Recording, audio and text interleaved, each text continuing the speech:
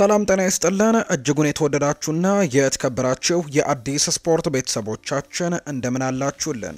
ከእናንተው ከሆነው ከአዲስ ስፖርት የዩቲዩብ ቻናላችን አዳዲስ ስፖርታዊ ጉዳዮችን ልናካፍላችሁ መጥተናል። ለተከታዮቹ ደቂቃዎች ከእናንተ ጋር ስንቆይም ከሀገር ውስጥና ከውጪ ያልተሰሙ አዳዲስ ስፖርታዊ ጉዳዮችን በዛሬ ፕሮግራማችን ላይ ያካተናል።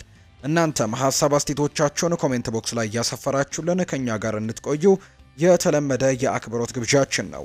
በዛሬ ፕሮግራማችን የተለያዩ ርዕሰ ጉዳዮችን እናነሳለን። ከሀገር ውስጥ የኢትዮጵያ ፕሪሚየር ሊግ 32ኛ ሳምንት ጨዋታዎች ትናንትናም ቀጥለው ተደርገዋል። የእነሱን የጨዋታ ውጤቶች ወደ እናንተም የምናደርስ ነው የሚሆነው። ከዛ በተጨማሪ ግን ወደ ውጭ ሀገር ስፖርታዊ መረጃዎቻችን እናመራና የአውሮፓ ቻምፒየንስ ሊግ እጅግ ተጠባቂ ጨዋታም ትናንትና የፍጻሜው መርሃ ግብር ትናንትና ምሽት በጀርመን ሚዩኒክ ስቴዲየም በአሊያንዝ አሬና ስቴዲየም ተደርጓል። ፓሪስ ሰን ዠርሜን እና ኢንተር ሚላን ደግሞ የፍጻሜ ተፋላሚዎች ነበሩ። ከጨዋታው ጋር አያይዘን ሰፋ ያሉ ነጥቦችን ወደ እናንተም የምናደርስ ነው የሚሆነው። የዝውውር ጉዳዮችን በስፋት አካተናል። ብቻ እናንተ እስከ ፕሮግራማችን ፍጻሜ አብራችሁኝ እንድትቆዩ በአክብሮት ጋብዛለሁ። ቪዲዮአችንን ላይክ፣ ቻናላችንን ደግሞ ሰብስክራይብ እያደረጋችሁ ከኛ ጋር ቆይታን እንድታደርጉ ነው በአክብሮት የምጋብዘው። ፉአድ ባሩ የዛሬውን ፕሮግራም እየመራው ከእናንተ ጋር ቆይታን የማደርግ ይሆናል። ከመሸጋገሪያ በኋላ ተመልሰን እንመጣለን። አብራችሁ ይቆዩ።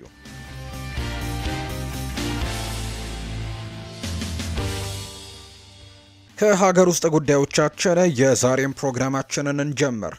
የኢትዮጵያ ፕሪሚየር ሊግ ሁለት ጨዋታዎች ትላንትና ቀጥለው ተደርገዋል። ፕሪሚየር ሊጉ 32ኛ ሳምንቱ ላይ ደርሷል። አሁን ላይ ትላንትናም እንዲሁ በሁለት ጨዋታዎች የ32ኛ ሳምንት መርሃ ግብሮች ቀጥለው ተደርገዋል።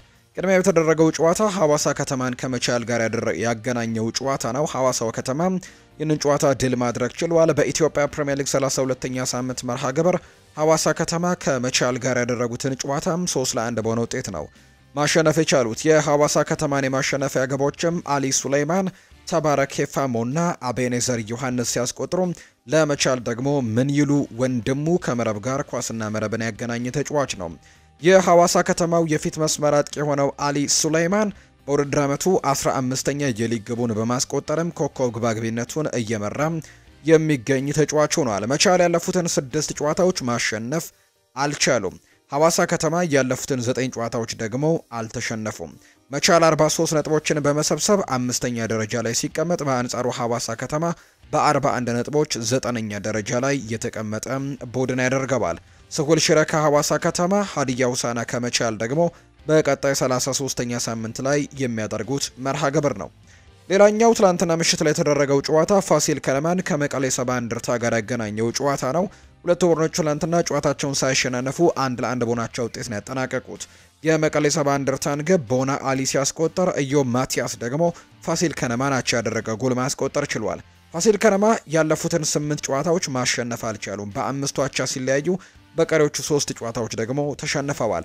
ፋሲል ከነማ አሁን ላይ 38 ነጥቦችን ሰብስቦ 13ኛ ደረጃ ላይ ሲቀመጥ፣ በአንጻሩ መቀሌ ሰባ እንደርታ በ34 ነጥቦች 15ኛ ደረጃ ላይ የተቀመጠ ቡድን ነው። ፋሲል ከነማ ከወላይታ ዲቻ ጋር በቀጣይ ይጫወታል። በአንጻሩ መቀሌ ሰባ እንደርታና ሲዳማ ቡና መርሃ ግብራቸውን የሚያደርጉ ነው የሚሆነው። የአውሮፓ ቻምፒየንስ ሊግ ትላንትና ፍጻሜውን አግኝቷል። በኢንተር ሚላንና በፓሪስ ሰን ዠርሜን መካከል ትላንትና እንግዲህ የአውሮፓ ቻምፒየንስ ሊግ የፍጻሜ ጨዋታ በጀርመን ሚዩኒክ ስቴዲየም በአሊያንዝ አሬና ስቴዲየም ትላንትና ተደርጓል። ፍጹም የበላይነትን በፓሪስ ሰን ዠርሜን በኩል ተመልክተናል። ፓሪስ ሰን ዠርሜን ይህንን ጨዋታ 5-0 በሆነ ሰፊ ውጤት በማሸነፍ ነው ጨዋታውን ማሸነፍ የቻለው።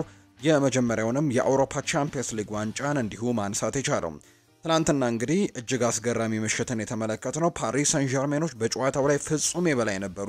የፍጻሜ ጨዋታ እንኳን እስከማይመስል ድረስ በኢንተር ሚላን ላይ ፍጹም የበላይነትን ወስደዋል። ባርሴሎናን ከዛ በተጨማሪ ደግሞ እንዲሁ ባየር ሚኒክን ጥሎ የመጣው ኢንተር ሚላን ትናንትና ለፓሪስ ሰን ዠርሜን ታዳጊ ተጫዋቾች እጁን የሰጠበት ምሽት ሆኖ ተመልክተነዋል። በተለይ የፓሪስ ሰን ዠርሜን ተጫዋቾች ሙሉ 90 ደቂቃውን ማለት ይቻላል በፍጥነት ፕረስ በማድረግ እንዲሁ ደግሞ ጨዋታውን በሙሉ በመቆጣጠር የትላንትናውን ዋንጫ ለማሸነፍ እንግዲህ የነበራቸውን ቁርጠኝነት በደንብ አሳይተዋል። የሶስቱም በየጨዋታው አጋጣሚዎች የተለያዩ ሚናዎችን ሲጠቀሙ ተመልክተናል። ዴሴሬድዊ አንዴ በግራ መስመር እንዲሁ በፊት አጥቂነትና በቀይ መስመር እየተቀያየረ ሲጫወት፣ ክቪቻ ክቫራትስኬሊያም ኦዝማን ዴምቤሌም እንዲሁ የተለያዩ ቦታዎች ላይ ሲጫወቱ ተመልክተናል። እና እንግዲህ የኢንተር ሚላን ተጫዋቾች ወይም የተከላካይ ስፍራ ተጫዋቾቹ እነዚህን ሶስት ተጫዋቾች መቆጣጠር ሲያቅታቸው ትላንትና ተመልክተናል። በአጥቂ መስመር ላይ ከተሰለፉት ኦዝማን ዴምቤሌ፣ ዴሴሬ ድዊ እና እንዲሁ ክቪቻ ክቫራትስኬሊያ ኦዝማን ዴምቤሌ ነው ትላንትና ጎል ያላስቆጠረው። ዴሴሬ ድዊ የ19 ዓመቱ እጅግ ድንቅ ታዳጊ ተጫዋች ትናንትና 2 ጎሎችን ማስቆጠር ችሏል። እንዲሁ ክቪቻ ክቫራትስኬሊያም ጎል ያስቆጠረ ተጫዋች ነው። የመጀመሪያው ጆርጂያዊ ተጫዋች ሆኗል ትናንትና በፍጻሜ ጨዋታ ጎል በማስቆጠር። አችራፍ ሀኪሚ እና ማይሉ ናቸው ቀሪዎቹን ግቦች ለፓሪስ ሰን ዠርሜን ማስቆጠር የቻሉት። ፓሪስ ሰን ዠርሜኖች እንግዲህ ይህንን ዋንጫ ለማምጣት በርከት ያሉ መስዋዕትነቶችን ከፍለዋል ብሎ ማንሳት ይቻላል። ትልልቅ ተጫዋቾችን ጭምር ይህንን ዋንጫ ለማምጣት ሞክረውበታል። ምክንያቱም የሊጋቸውን ካለፉት 13 ዓመታት 11ን ያሸነፈው ፓሪስ ሰን ዠርሜን ነው።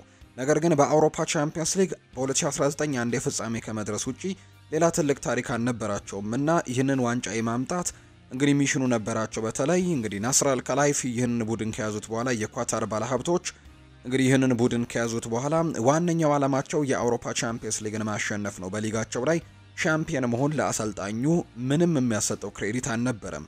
የአውሮፓ ቻምፒየንስ ሊግ በጣም በትልቁ የሚፈለግ ነበር በፓሪሱ ክለብ። ይህንን እንግዲህ ከበርካታ ጥበቃዎች በኋላ ትላንትና ምሽት በሰፊ ጎል ልዩነት በማሸነፍ ማሳካት ችለዋል። በኮከብ ተጫዋቾች ወይም ደግሞ እንዲህ ኳክብትን በማምጣት ያልተሳካላቸውን ዋንጫ ታዳጊዎችን በማጣመር እጅግ ድንቅ ቡድን በመስራት ሉዊስ ኤንሪኬ ይህንን ዋንጫ ማሳካት ችለዋል። ትላንትና ሜዳው ላይ የነበሩ የፓሪስ ሰን ዠርሜን ተጫዋቾች በሙሉ አስደናቂ ነበሩ። ቪቲኒሃ ከዛ በተጨማሪ እንዲሁ ደግሞ ዣኦ ኔቬስ ሁለቱ ፖርቱጋላዊያን አማካዮች የቡድኑ እንግዲህ የመሃል ሜዳ ሞተሮች ነበሩ ብሎ ማንሳት ይቻላል። ሲፈልጉ ኳሱን ማቀዝቀዝ እንዲሁ ሲፈልጉ ደግሞ ጨዋታውን ማፍጠን የተካኑበት እንደነበር ተመልክተናል። ሁለቱ ፉልባኮች አችራፍ ሀኪሚና ኑኖ ሜንዴስም ከመከላከሉ በተጨማሪ ደግሞ በማጥቃቱ ላይ የነበራቸው ደግሞ አስተዋጽኦ ቡድኑ ከዚህ በላይ እንግዲህ ውጤታማ እንዲሆን ያደረጋቸው ናቸው። እንዲሁ እነ ዴሴሬ ድዊ የ19 ዓመቱ ኮከብም እንዲሁ ፍጥነቱን ተጠቅሞ ያስቆጠራቸው ጎሎችም ጭምር እጅግ አስደናቂ እንደነበሩ ተመልክተናል እና ትላንትና ፓሪስ ሰን ዠርሜን ዋንጫውን ማሳካት የሚገባው ቡድን ሆኖ ተመልክተናል። ፓሪስ ሰን ዠርሜን በታሪኩ ለመጀመሪያ ጊዜ ነው ትናንትና የአውሮፓ ቻምፒየንስ ሊግ ዋንጫን በማሳካት ወርቃማ ታሪክን የጻፈው። ከፈረንሳይ ደግሞ ሁለተኛው ቡድን ያደርገዋል። ከዚህ በፊት ኦሎምፒክ ደ ማርሴይ ብቻ ነው ይህንን ዋንጫ አሳክቶ የሚያውቀው። እሱም ደግሞ ጥያቄዎች የሚነሱበት የአውሮፓ ቻምፒየንስ ሊግ እንደሆነ ይነገራል። ከዛ ውጪ ፈረንሳይ በፓሪስ ሰን ዠርሜን ነው ትናንትና የአውሮፓ ቻምፒየንስ ሊግን ማሸነፍ የቻለችው። ፓሪስ ሰን ዠርሜን በውድድር ዓመቱ የቻምፒየንስ ሊግ፣ የፍሬንች ሊግ ዋን እንዲሁ የኮፕ ደ ፍራንስም ዋንጫ አሸናፊ መሆናቸውን ትናንትና አሳክተዋል። ይህንን ተከትሎ እንግዲህ ፓሪስ ሰን ዠርሜን በዚህ ውድድር ዓመት ያደረጋቸውን የዋንጫ ውድድሮች በሙሉ ጠራ አድርጎ መውሰድ የቻለበት የመጀመሪያው ክለብም እንዲሁ አድርጎታል። ሉዊስ ኤንሪኬ ከአሰልጣኝ ፔፕ ጓርዲዮላ ቀጥለው በሁለት ክለቦች የሶስትዮሽ ዋንጫን ያሳኩ ሁለተኛው አሰልጣኝ ያደርጋቸዋል። ከዚህ በፊት ከባርሴሎና ጋር ይህን አድርገውት ነበር። ዘንድሮ እንግዲህ ይህንን ነገር በድጋሚ ማሳካት የቻሉበትን አጋጣሚን የተመለከተ ነው። ፓሪስ ሰን ዠርሜን ይህንን ስኬት ያሳካው ዝም ብሎ ከመሬት ተነስቶ አይደለም። ካለመውረድ ትግል ነው ወደ ስኬት የመጡት። እንግዲህ ላለመውረድ የሚታገል ቡድን እንደነበረ የምናስታውሰው ነው። በ2010 የውድድር ዘመን እንግዲህ ከዛ በኋላ ወደ ኋላ መለስ ስንል ፓሪስ ሰን ዠርሜን በገንዘብ ችግር ላይ ይገኙ ነበር። ከዚህ ቀደም ያሸነፉት እንግዲህ የሊግ ዋንጫም በ1986 እና በ1994 ነበር። ከ2010 በፊት እነዚህን ዋንጫዎች ነበር ሁለት ጊዜ ማሳካት ይችላል የነበረው። በወቅቱ እንግዲህ አሜሪካውያን ባለሀብቶች ነበሩ የፓሪስ ሰን ዠርሜን ባለ ንብረት የነበሩት። እናም ፓሪስ ሰን ዠርሜኖች ላለመውረድ ሲጫወት ነበር በእነሱ ስር። ከዛም ፓሪስ ሰን ዠርሜንን በገንዘብ እጦት ምክንያት ለመሸጥ የተገደዱበት ጊዜ እንደነበር እናስታውሳለን። ከዛም ኳታራውያን ባለሀብቶች ክለቡን የግላቸው አደረጉ። ከዛ ነው የሚጀምረው እንግዲህ የፓሪስ ሰን ዠርሜን ትልቁ ስኬት። በኳታራውያን ባለቤቶች ስር 15 ዓመታትን የዘለቁት ፓሪስ ሰን ዠርሜኖች ከ2010 ጀምሮ እስከ 2025 ማለት ነው አሁን ላይ እስካሁን ድረስ እንግዲህ 15 ዓመታት ሆኗቸዋል ይህንን ቡድን ከተረከቡ። ፓሪስ ሰን ዠርሜን አሁን ላይ እንደ ፎርብስ መረጃ ከሆነ የክለቡ ዋጋ አሁን ላይ 4.4 ቢሊዮን ዶላር እንደሆነ ነው የሚነገረው። በሜዳ ላይም ቢሆን ደግሞ ካለፉት 13 የሊግ ዋንጫዎች 11ዱን ያሸነፉት ፓሪስ ሰን ዠርሜኖች ናቸው። ትላንትና ምሽት ደግሞ የሀገሪቱን ታሪክ ከኦሎምፒክ ደ ማርሴይ በመቀጠል ከ1993 በኋላ ማለት ነው ለፈረንሳይ የአውሮፓ ቻምፒየንስ ሊግን ማሸነፍ የቻለ የመጀመሪያው ክለብ አድርጎታል። የክለቡ ፕሬዝዳንት ናስር አልከላይፊ ይህንን ዋንጫ ለማሸነፍ እቅዳቸው በ2015 የነበረ ቢሆንም ግን 10 ዓመታትን ጠብቀዋል። አሁን 10 ዓመታት ተገፍተው ለኳታራውያን ባለቤቶች ልዩና ተፈላጊ ዋንጫ ወደ ፓርክ ደስ ፕሪንስ እንግዲህ በአሳማኝ ሁኔታ መምጣት የቻለበትን አጋጣሚ ነው የተመለከትነው። በዚህ ውድድር ዓመት 3 የእንግሊዝ ክለቦችን ከዛ በተጨማሪ በፍጻሜው ጨዋታ ደግሞ እንዲሁ እንግዲህ ዘንድሮ ጠንካራ የነበረውን ኢንተር ሚላንን እንግዲህ አብረክርከው ነው ወይም ደግሞ በሰፊ የጎል ልዩነት ትናንትና የፍጻሜ ጨዋታ እስከማይመስል ድረስ ነው 5-0 በሆነ ሰፊ ውጤት ትናንትና አሸንፈው ጨዋታውን የወጡት። እንግዲህ ይህ ጣፋጭ ድልም ከፓርክ ደስ ፕሪንስ ባለፈ በክለቡ ባለቤቶች ሀገር ኳታርም በድምቀት ሲከበር እንደነበርም ጭምር ነው ምሽት ላይ የተመለከትነውና ፓሪስ ሰን ዠርሜን ትናንትና እጅግ አስደናቂ ምሽትን ማሳለፍ የቻለበትን እንዲሁ አጋጣሚን የተመለከትነው። ከትላንትናው ጨዋታ ጋር የተያዙ የተለያዩ ቁጥሮች ተመዝግበዋል። ኦዝማን ዴምቤሌ በቻምፒየንስ ሊግ በአንድ የውድድር ዓመት ለፓሪስ ሰን ዠርሜን ብዙ የግብ ተሳትፎችን በማድረግ የኬሊያን ኤምባፔን ሪከርድ መጋራት የቻለበት ምሽት ሆኗል። ፓሪስ ሰን ዠርሜን በቻምፒየንስ ሊግ የፍጻሜ ጨዋታ በ20 ደቂቃዎች ውስጥ 2 ግቦችን ያስቆጠረ በታሪክ ሁለተኛው ክለብ ነው። የፓሪስ ሰን ዠርሜን ተጫዋች ደሳሬ ድዊ ከሮናልዶ በኋላ በቻምፒየንስ ሊግ ፍጻሜ ጎል አስቆጥሮ አመቻችቶ የሚያቀበለ የመጀመሪያው ተጫዋች ያደርገዋል። ደሳሬ ድዊ በቻምፒየንስ ሊግ ፍጻሜ ጎል አስቆጥሮ አመቻችቶ ያቀበለ በእድሜ ትንሹ ተጫዋች በመሆንም ታሪክ መስራት የቻለበትን አጋጣሚ ነው ትላንትና የተመለከትነውና እንግዲህ ትላንትና አችራፍ ሀኪሚ እንዲሁ ደሳሬ ድዊ 2 ጎሎችን አስቆጥሯል። ክቪቻ ክቫራትስኬሊያና ማዩሉም የ18 ዓመት ታዳጊ ነው ትላንትና ጎሉን ሲያስቆጠር ጭምር በአውሮፓ ቻምፒየንስ ሊግ የፍጻሜ ጨዋታ ላይ ማስቆጠር ምን ያክል ትልቅ ደስታን እንደሚሰጥና ታዳጊ ከመሆኑ ጋር በተያያዘ እንግዲህ ሴሌብሬሽኑን መመልከት የሚቻልበትን አጋጣሚ ነው ትናንትና የተመለከትነው። በሁሉም ቁጥሮች ማለት ይቻላል ፓሪስ ሰን ዠርሜን ትናንትና ኢንተር ሚላንን እንግዲህ በበላይነት መርቶ ነው ጨዋታውን ማሸነፍ የቻለው። 23 የጎል ሙከራዎችን ትናንትና አድርገዋል ፓሪስ ሰን ዠርሜኖች። ከ23ቱ 5 ወደ ጎልነት ተቀይረዋል። 8ቱ ናቸው ኢላማቸውን የጠበቁት። እንግዲህ ያን ሶመር 3ቱን ብቻ ነው ማዳን የቻለው። በጨዋታው ላይ 60 በመቶ የኳስ ቁጥጥር የነበረው ይኸው ፓሪስ ሰን ዠርሜን ነው።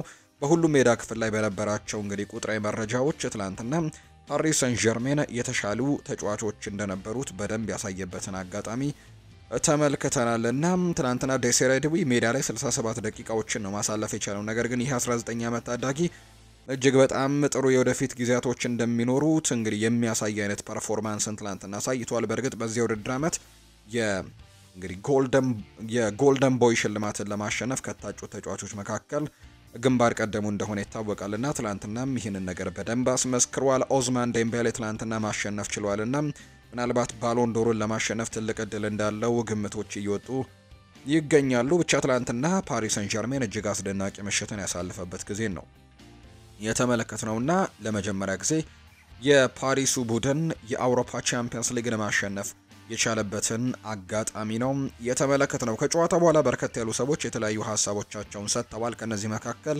ጎል ያስቆጠረው አችራፍ ሀኪሚ አንደኛው ነው። የቀድሞ ክለቡ ነው ትናንትና የገጠመው። አችራፍ ሀኪሚ ጎል ካስቆጠረ በኋላ ለቀድሞ ክለቡ ክብር እንዳለው ጭምር በደንብ አሳይቷል። የፓሪስ ሰን ዠርሜን አንድ ግብን ያስቆጠረው አችራፍ ሀኪሚ ቡድኑ ታሪክ መስራቱን ነው ከጨዋታ በኋላ የተናገረው። ታሪክ ሰርተናል ብለዋል።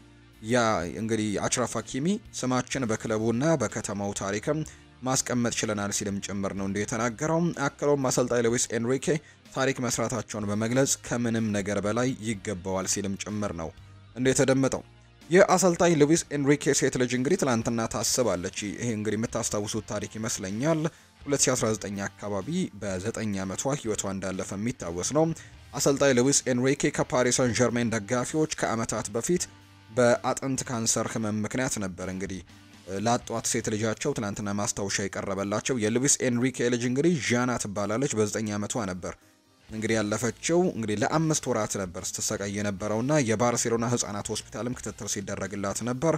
አሰልጣኝ ሉዊስ ኤንሪኬ ከሴት ልጃቸው ጋር ባርሴሎና 2015 ቻምፒየንስ ሊግ ዋንጫን ሲያሸንፍም በጋራ እንግዲህ የተነሱትን ታሪካዊ የሆነ ፎቶም ነበራቸውና የፓሪስ ሰን ዠርሜን ደጋፊዎች በትናንትናው ታሪካዊ ድል ላይ የሉዊስ ኤንሪኬንና ሴት ልጃቸውን ፎቶ በትልቅ ምስልም በማሳየት ያላቸውን ድጋፍ ነው ትላንትና ያሳዩት። ሉዊስ ኤንሪኬ በአንድ ወቅት ስለ ዣና ሲናገሩም ልጄ በህይወቴ ደስታን ይዛልኝ የመጣች ልጅ ነች ሲሉም ገልጸዋት እንደነበር ይታወሳልና ልጅ 9 ዓመታትን ከኔ ጋር ለመኖር ወደዚህ ዓለም መታ ነበር። በሺዎች የሚቆጠሩ ማስታወሻዎችን አብረውኝ ይኖራሉ ሲልም ጭምር ነው ሉዊስ ኤንሪኬ ሀሳቡን የሰጠውና ሁሌም አብራኝ ነች ብላል ሉዊስ ኤንሪኬ።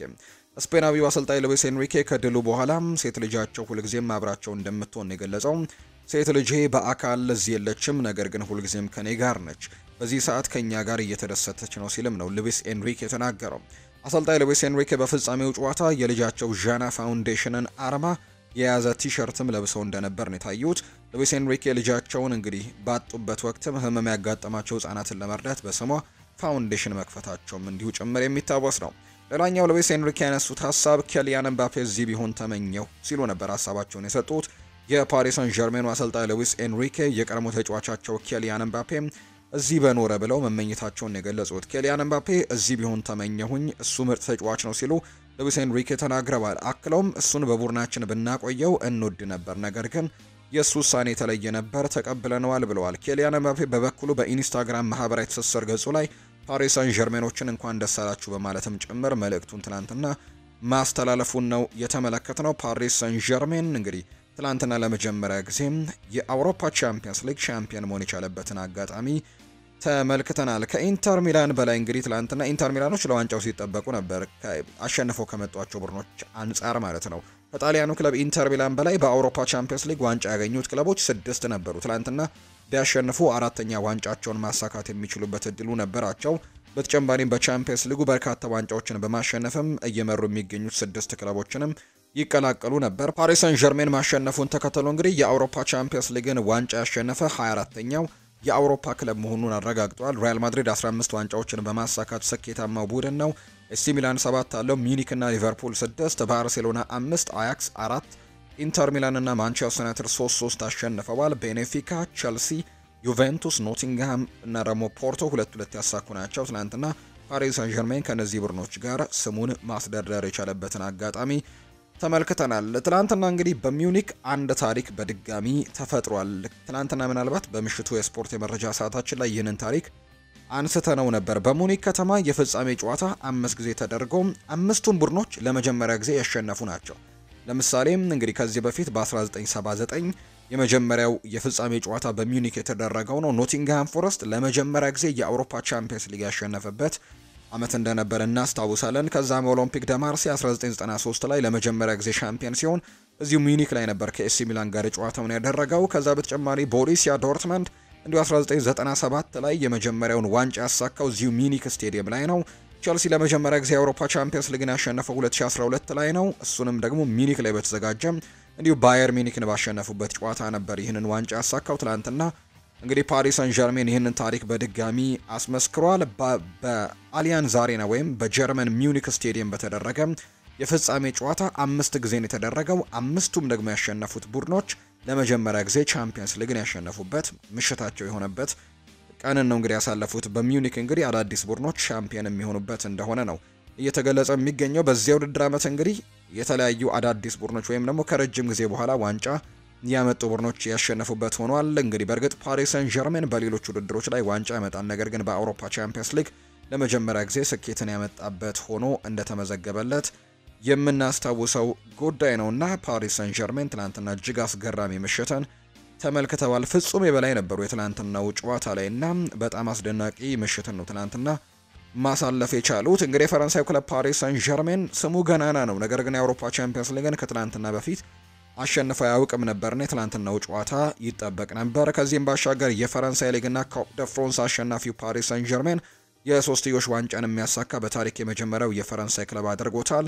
ፓሪስ ሰን ዠርሜን ዋንጫውን ካሸነፈ በኋላ እንግዲህ የሶስትዮሽ ዋንጫን ያሳኩት 8 የአውሮፓ ክለቦችንም እንዲሁ ተቀላቅሏል። ማንቸስተር ዩናይትድን፣ ባርሴሎናን፣ ባየር ሚኒክን፣ አያክስን፣ ሴልቲክን፣ ኢንተር ሚላንን፣ ሲቲና ፒኤስቪ አይንድሆቨንን የተቀላቀለም ቡድን አድርጎታል። በዚህ ዓመት እንግዲህ የተፎካከረባቸውን ዋንጫዎች በሙሉ ለማሸነፍ የተቃረበ ቡድን ሆኗል። እንግዲህ ኢንተር ሚላን ግን በመጨረሻዎቹ ቀናቶች ላይ ዋንጫዎችን እያጣ እንግዲህ ተመልክተነዋል በዚህ ውድድር ዓመት። ምክንያቱም ስኩዴቶን በናፖሊ በ1 ነጥብ ተበልጦ ነው ያጣው።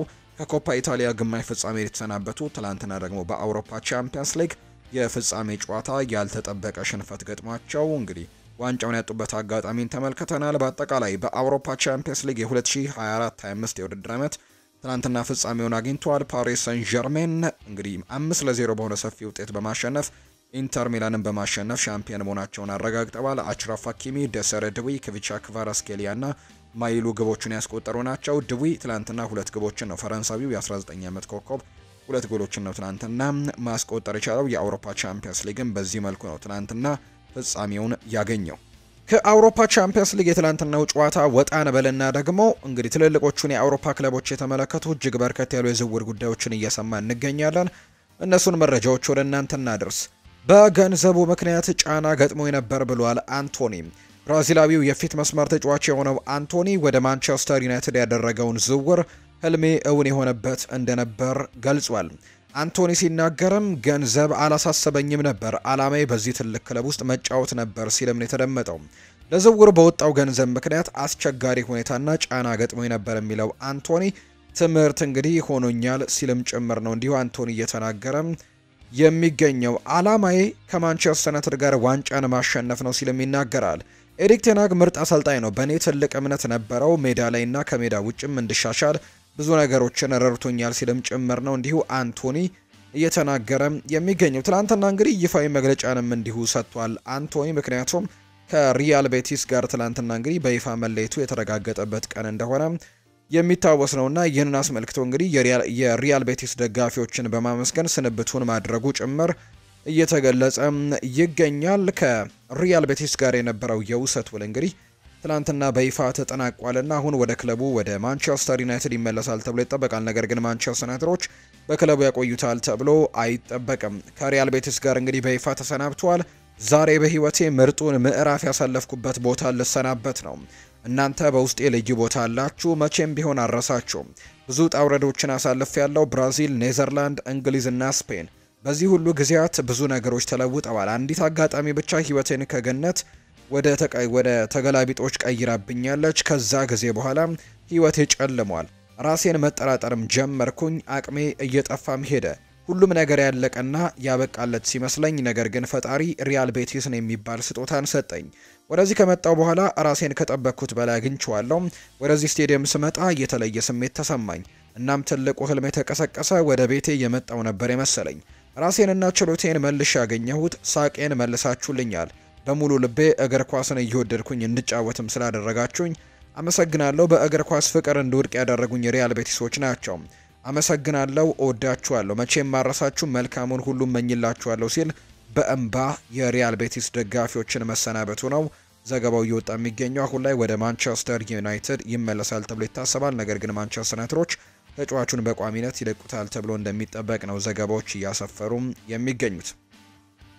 ሌላኛው ከማንቸስተር ዩናይትድ ጋር የሚነሳው ጉዳይ ቼልሲዎች የካሪንግተኑን ምሩቅና ከማንቸስተር ዩናይትድ ጋር ደግሞ በውል ማራዘም ጉዳይ ላይ እስካሁን ድረስ ከስምምነት መድረስ እንዳልቻለ እየተገለጸ የሚገኘው ኮቢ ማይኖን በዚህ ክረምት ዋነኛ ኢላማቸው አድርገው እየተንቀሳቀሱ እንዳሉ የሚያሳዩ መረጃዎች እየወጡ ይገኛሉ። በተለይ የሮሚዮ ላቪያ ተደጋጋሚ ጉዳት፣ ኤንዞ ፈርናንዴዝን ፈላጊዎቹ መብዛት እንዲሁ እንግዲህ ቼልሲዎች ይህንን ተጫዋች እንዲመለከቱ ሊያደርጋቸው እንደሚችል ዘገባዎች እየጠቆሙ ይገኛሉ። ኮቢ ማይኖ ከማንቸስተር ዩናይትድ ጋር በኮንትራት ጉዳይ ላይ እስካሁን ከስምምነት እንዳልደረሰ የሚያሳዩ መረጃዎች ናቸው በስፋት እየወጡ የሚገኙት። በተለይ ማንቸስተር ዩናይትድ በዚህ የዝውውር መስኮት ትልቅ ለውጦችን ያደርጋሉ ተብሎ ይጠበቃልና አሁን ላይ እንግዲህ ካሏቸው ተጫዋቾች አብዛኞቹን ለገበያ ማቅረባቸው የሚታወስ ነውና ጥሩ ገንዘብና ጥሩ እንግዲህ ገዢ ከመጣ መሸጣቸው አይቀሬ እንደሆነ ጭምር ይነገራልና ከነዛ መካከል አንደኛው ኮቢ ማይኖ ሊሆን እንደሚችል ነው በርካቶች ግምቶቻቸውን እየሰጡ የሚገኙት። ስለዚህ የምዕራብ ለንደኑ ክለብ ቼልሲ ደግሞ የዚህ ተጫዋች ዋነኛ ፈላጊ እንደሆነ ነው ዘገባዎቹም የጠቆሙት። የማንቸስተር ዩናይትድ አሰልጣኝ የሆኑት ሩበን አሞሪም ብሩኖ ሚጌል ፈርናንዴዝን ማጣት እንደማይፈልግ በግልጽ ተናግሯል።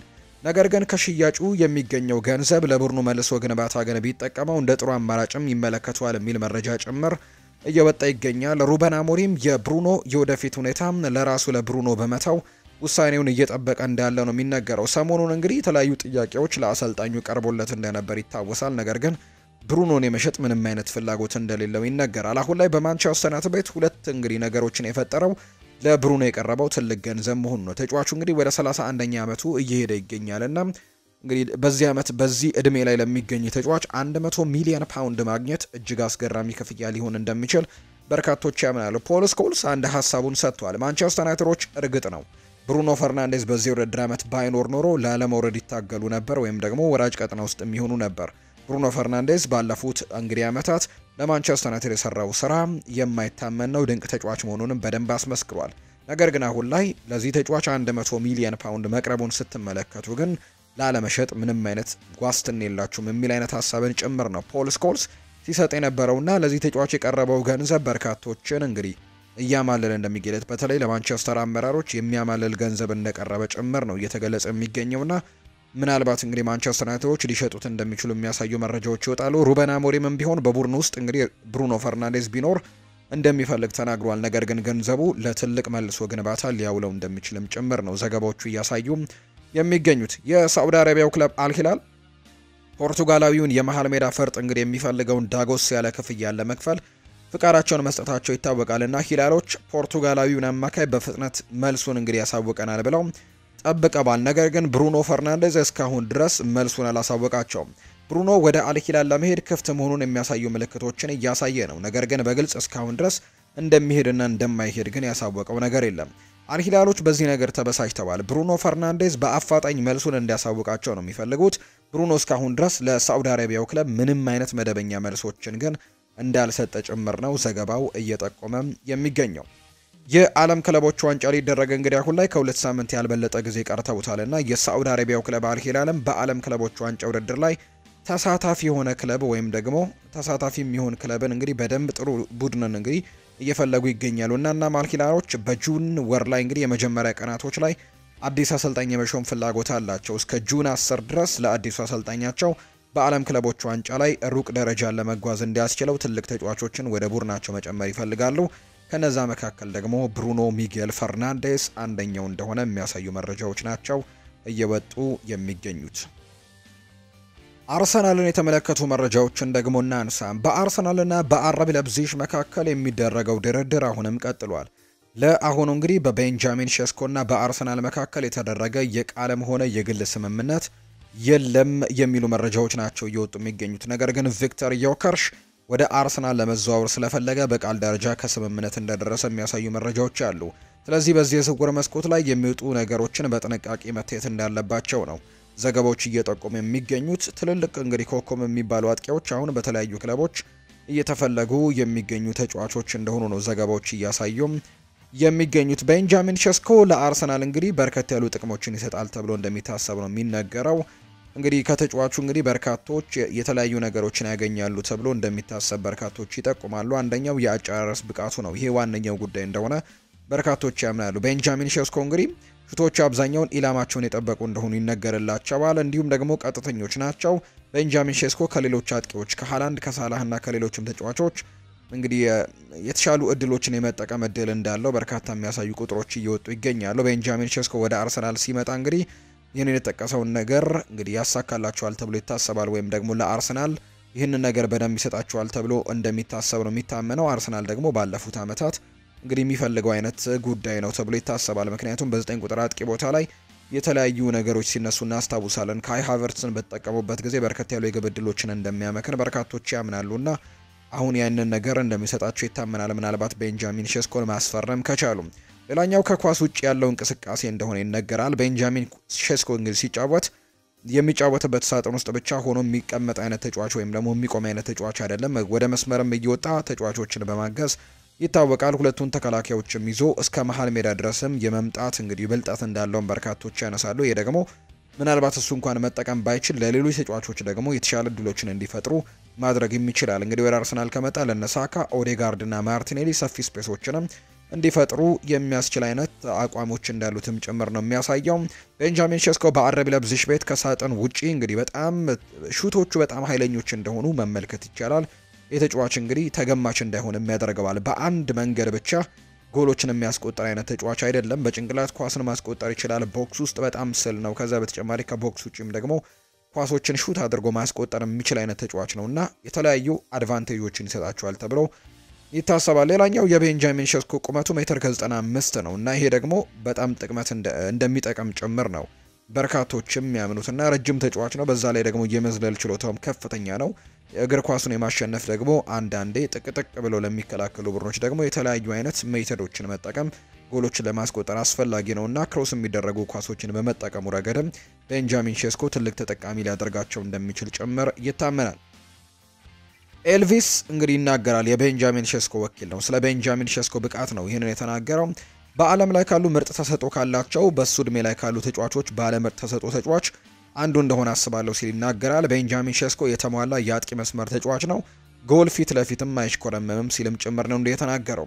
ጎል ለማስቆጠር ሁሉንም አካሉን ይጠቀማል። በጭንቅላቱ፣ በቀኝ እግሩ፣ በግራ እግሩ ቦክስ ውስጥ ከቦክስ ውጪ ጎልም ያስቆጥራል። እንግዲህ ይህንንም ተክኖበታል። ድሪብል በማድረግም ሆነ አንድ ለአንድ ግንኙነት ላይ ኳስን ማሸነፍ ይችላል። ከቡድን ጓደኞቹ ጋር ተግባብቶ በመጫወትም ይችላል። ጨዋታን በአግባቡ ማንበብም ይችላል። ከየትኛውም የሜዳ ክፍል ጎል ማስቆጠር የሚችል በጣም የተሟላ አጥቂ ይመስለኛል ሲልም ነው የተናገረው። እሱ በጣም ፈጣን ነው። በእያንዳንዱ ጨዋታዎችም በሰዓት ከ36 ኪሎ ሜትር በላይ ሜዳ ውስጥም ሮጧል። ይህም ደግሞ በዓለም ላይ ካሉ ፈጣን አጥቂዎች መካከል አንደኛው ያደርገዋል። ኬሊያን ኤምባፔ ጋርም በፍጥነት የሚስተካከል ፈጣን አጥቂ ይመስለኛል ሲልም ጭምር ነው እንዲሁ የተናገረው ወኪሉ። ሰዎች እንግዲህ ቤንጃሚን ሼስኮን ከኤርሊንግ ሃላንድ ጋር ሲያወዳድሩት አይመቸኝም በማለት ይናገራል። እያንዳንዱ ተጫዋች የራሱ የሆነ የተለየ ኳሊቲዎች ይኖሩታል። እሱ የራሱ የሆነ በራሱ መንገድ የሚጫወት ተጫዋች ነው። እሱን ከማንም ጋር ማወዳደር አልፈልግም። ስለ ብቃቱ ወደፊት በደንብ ታዩታላችሁ በማለትም ጭምር ነው የተናገረው ወኪሉ ነው ይህንን ሀሳብ የሰጠው። ቸልሲን የተመለከቱ መረጃዎችን እናንሳ። የሊያም ዴላፕ ዝውውር ከሁለት ቀናት በፊት እንግዲህ ያጠናቀቀው ቸልሲ ተጨማሪ አንድ ጨራሽ አጥቂን ለማስፈረም ፍላጎት አለው። በእርግጥ የሊያም ዴላፕን ዝውውር አላጠናቀቀም፣ ነገር ግን ከጫፍ መድረሳቸው ይታወቃል። ተጫዋቹም ወደ ቸልሲ ማምራትን እንደሚፈልግ ይፋ ማድረጉ ይታወሳል። አንድ የክንፍ ተጫዋች እንዲሁ ደግሞ አንድ የመሀል ተከላካይ እንግዲህ ሊያስፈርሙ የሚችሉበት እድል ሰፊ ነውና በፕሪሚየር ሊጉ በሚቀጥለው የውድድር ዓመት በትልቁ ለመፎካከር ከዛ በተጨማሪ ደግሞ እንዲሁም በቻምፒየንስ ሊግም ጥሩ ተፎካካሪ ለመሆን እነዚህን የተለያዩ ተጫዋቾች ያመጣል ተብሎ እንደሚጠበቅ ነው በዩናይትድ ስታንድ ላይ ማርክ ጎልብሪሽ ሀሳቡን የሰጠው።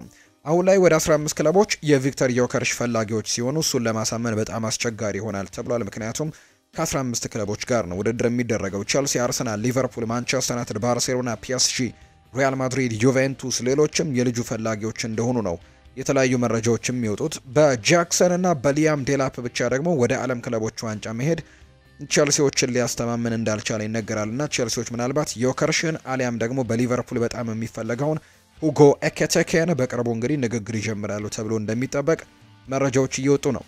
ቸልሲዎች የኤቨርተኑን የመሃል ተከላካይ የሆነው ጃራድ ብሬዝቫይትን ለማስፈረም እየሰሩ እንደሆነ ይነገራል። ነገር ግን የቶፊዎቹ አሰልጣኝ የሆነው ዴቪድ ሞይስ እሱን ለመሸጥ ምንም አይነት ፍላጎት እንደሌለው ነው የሚገለጸው። ባለፉት የተጫዋቾች የዝውውር መስኮቶች የተጫዋች ከማንቸስተር ዩናይትድ ጋር በደንብ ስሙ ሲነሳ እንደነበር እናስታውሳለን። አሁን ላይ ሊቨርፑልም የዚህ ተጫዋች ፈላጊ እንደሆነ ነው የሚገለጸው። ፖል ስኮልስም እንዲሁ ስለ ኤንዞ ማሬስካ ይናገራል። አሁን ሳስበው አሰልጣኙ በጣም ጥሩ ነገርን አድርጓል። እኔ አስተያየት ባለፈው ዓመት እዚህ ተቀምጬ ከሁሉም ቀድሞ ይሰናበታል የሚል ነበር ሀሳቤም። እንደዚህ አይነት እንግዲህ ማሰባችን በጣም ስህተት ነበር። እሱ በመጀመሪያ አመቱ ቡድኑን እንግዲህ ከአራተኛ ቦታ ማስቀመጥ ችሏል። ኮንፈረንስ ሊግን አሸንፏል። ቻምፒየንስ ሊግ ቦታንም አግኝቷልና በጣም ጥሩ አሰልጣኝ እንደሆነ ተመልክቻለሁ ብሏል። ድዋይት ዮርክ ቸልሲ ሮናልዶን እንዲያስፈርሙት ደግፏል። ለምን አትፈልግም? አሁንም እሱ ማድረግ የሚችል ተጫዋች ነው። በፍላጎቱና በችሎታው ቸልሲ በሚጫወትበት መንገድ እየተጫወቱ የጎል ዕድሎች የሚፈጥሩለት ከሆነ እሱ አሁንም አስደናቂ አጥቂ ነው። ቸልሲ አሁን ካላቸው አጥቂዎች ሮናልዶ የተሻለ ነውና አሁንም ቢያመጡት እመኝላችኋለሁ ሲልም ነው ድዋይት ዮርክ የተናገረው። ባርሴሎናን እንመልከት። ባርሴሎና ግብ ጠባቂ ሊያስፈርም ነው። ባርሴሎና ስፔናዊውን የኢስፓኞል ግብ ጠባቂ ዮሃን ጋርሲያን ለማስፈረም ንግግር በማድረግ ላይ እንደሚገኝ ነው የተገለጸው። ለክለቡ ቅርብ የሆነ የመረጃ ምንጮች እንደዘገቡት ዮሃን ጋርሲያ ባርሴሎናን ለመቀላቀልም ይሁንታቸውን ለመስጠት ተቃርበዋል ተብሏል። ባርሴሎና የፕሪሚየር ሊግ ክለቦችን በመርታት ዝውውሩን በፍጥነት ለማጠናቀቅም እየሰሩ መሆኑን የተዘገበው። አርሰናል ግብ ጠባቂውን ለማስፈረም ለረጅም ጊዜ ጥረት በማድረግ ላይ እንደነበረው አይዘነጋም። ኤስፓኞል በስፔን ላሊጋ መቆየቱን ተከትሎ የግብ ጠባቂውን ውል ማፍረሻ በ25 ሚሊዮን ዩሮ ማቆየቱ የሚታወስ ጉዳይ ነው። ምንም እንኳን ዴኮ የዲያዝ አድናቂ ቢሆንም እሱን ማስፈረም ቢፈልግም የባርሴሎና ፕሬዝዳንት የሆኑት ዮሃን ላፖርት ግን ከሉዊስ ዲያዝ ወይም ማርከስ ራሽፎርድ ይልቅ የኤሲ ሚላኑን የፊት መስመር ተጫዋች የሆነውን ራፋኤል ሊያውን ማስፈረምን ይመርጣሉ ብሏል ኤል ናሲዮናል በዘገባው። ከባሎንዶር ጋር በተያያዘ ክሌሜን ሌንግሌ ጥያቄ ቀርቦለት ነበር። ጥሩ የውድድር ዘመን ያሳለፉ በርካታ ተጫዋቾች ያሉ ኦስማን ዴምቤሌ ከምርጥ እጩዎች መካከል አንደኛው ይመስለኛል። የባርሴሎና ጓደኞችም ጥሩ የውድድር ዘመን አሳልፈዋል። ምንም እንኳን በቻምፒየንስ ሊግ ዋንጫ ላይ ባይጨርሱም በዚህ የውድድር ዘመን ግን ድንቅ ነበሩ እና ሁሊያን አልቫሬዝንም ጨምረዋለሁ በዚህ ዝርዝር ውስጥ ሲልም ጭምር ነው ክሌሜን ሌንግሌ የተናገረው። ሪያል ማድሪድን እንመልከት። ሮድሪጎን በተመለከተ ሪያል ማድሪድ ከየትኛውም ክለብ ጋር ምንም አይነት የዝውውር ጥያቄ አልቀረበለትም። ተጫዋቹም ቢሆን ሪያል ማድሪድን ለመልቀቅ ስላለው ፍላጎት ተናግሮ አያውቅም ብለዋል። ጆዜ ፌሊክስ ዲያዝ ነው ይህን መረጃ ያጋራው። ሮድሪጎ በቅርብ ቀናት ከፍሎሬንቲኖ ፔሬዝ እና ሆሴ አንሄል ሳንቼዝ ጋር ተነጋግሯል። ክለቡ ሮድሪጎ ያለውን ብቃት አጥቂ እንደሆነም ያውቃል። ነገር ግን ከየካቲት ወር ጀምሮ አቋሙ እየወረደ ሊያስተውልም ችሏል። በዚህ ጊዜም የሪያል ማድሪድ ሰራተኞችና አመራሩ ሁልጊዜም ሮድሪጎን ይደግፋሉ። ነገር ግን ሮድሪጎ እንግዲህ ለሁሉም ተቾቹ ምላሽ እንዲሰጥ አጥብቀው ነው የሚጠይቁት። ሻቪ አሎንሶም ቢሆን ሮድሪጎን ይፈልገዋል። አሁን ላይ ግን ስለ ተጫዋቹ ሁሉንም ነገር የማወቂያው ጊዜ እንደሆነና ሮድሪጎ በድጋሚ ምርጡን አቋሙን ማሳየት እንዳለበት ተናግሯል። ብራዚላዊው ተጫዋች በሪያል ማድሪድ ቤት ያለውን ቦታ በቋሚ ተሰላፊነት ማስቀጠል አለበት። ይህ የሚሆነው ግን የቀድሞ ኃይሉንና ብቃቱን መመለስ ሲችል ብቻ ነው። የዝውውር መስኮቱ እንግዲህ ሰኞ ይከፈታል። እናም በአሁኑ ሰዓትም ሮድሪጎ እንፈልጋለን በማለት ወደ ሪያል ማድሪድ የመጣ አንድም ክለብ የለም። ሮድሪጎም ቢሆን እንግዲህ በቤርናቢው የመልቀቅ ምንም አይነት ሀሳብ የለውም። በተቃራኒም በክለቡ መቆየትን ይፈልጋል። ነገር ግን ለሪያል ማድሪድ ወሳኝና አስፈላጊ ተጫዋች መሆኑን ማረጋገጥም እንዳለበት ጭምር ነው ሆሴ ፍሊክስ ዲያዝ መረጃውን ያጋራው። ከትሬንት አሌክዛንደር አርኖልድ መምጣት ጋር በተያያዘ ሪያል ማድሪድ በቀኝ ተከላካይ ስፍራ ላይ የሁለት ተጫዋቾችን ፉክክር ውስጥ ይገባል። ሻቪ አሎንሶ በመጪው ዓመትም በትሬንት አሌክዛንደር አርኖልድና በዳኒ ካርቫሃል መካከል ጥሩ እንግዲህ የሪሳይክል ታክቲክን እንዲጠቀም ያስችለዋል። ሆኖም ግን ለአዲሱ ፈራሚ ትሬንት አሌክዛንደር አርኖልድ ያልተጠቀሰ አንድ ዝርዝር ሁኔታ ይቀራል። ከዚህ በፊት ሪፖርቱ እንደተገለጸው ከሆነ በስፔን 66 ማሊያን መልበስ አይችልም። ሆኖም ግን እንግሊዛዊ ተጫዋች በሊቨርፑል በቆየባቸው ጊዜያት ሁሉ 66 ቁጥር ማሊያን ለብሷል። ነገር ግን በላሊጋ ሕግ ምክንያት ይህንን በሪያል ማድሪድ ቤትም እንዲለብስ አይፈቀድለትም ተብሎ ነው የሚታሰበው። የስፔን እግር ኳስ ሕግጋት ማንኛውም ተጫዋች ለዋናው ቡድን ከተመዘገበ ሊለብሰው የሚችለው ከ1 እስከ 25 ቁጥር ያለው ብቻ እንደሆነ ይነገራል። ሆኖም ግን በስፔን እግር ኳስ ፌዴሬሽን መመሪያ መጽሐፍ አንቀጽም 239 ላይ ተጫዋቾች ማሊያን በተመለከተ እንደሚገልጸው ሕግ መሰረት ከ1 13 እና 25 የመሳሰሉ የማሊያ ቁጥሮች ለግብ ጠባቂዎች የተፈቀዱ ቁጥሮች እንደሆኑም ጭምር ነው የሚነገረው። የተወደዳችሁና የተከበራችሁ ቤተሰቦቻችን ለዛሬ ያዝንላችሁ አዳዲስ ስፖርታዊ ጉዳዮቻችን እነዚህን ይመስላሉ። ስላደመጣችሁን፣ ስለተከታተላችሁን፣ ስለምጽፉልን እጅጉን ከልብ አድርገን እናመሰግናለን። ቪዲዮአችንን ላይክ እያደረጋችሁ ከኛ ጋር አብራችሁ የነበራችሁ በሙሉ ላቅ ያለ ምስጋናችንን ለእናንተ ማቅረብ እንወዳለን። ፏርባሩ የዛሬውን ፕሮግራም እየመራው ከእናንተ ጋር ቆይታን ያደረኩኝ። በቀጣይ ፕሮግራሞቻችን ሌሎች ርዕሰ ጉዳዮችን ይዘን ዳግም ተመልሰን የምንገናኝ ይሆናል። መልካም ጊዜ፣ መልካም ቀን እንዲሆንላችሁም ጭምር ነው በአክብሮት የምመኘው።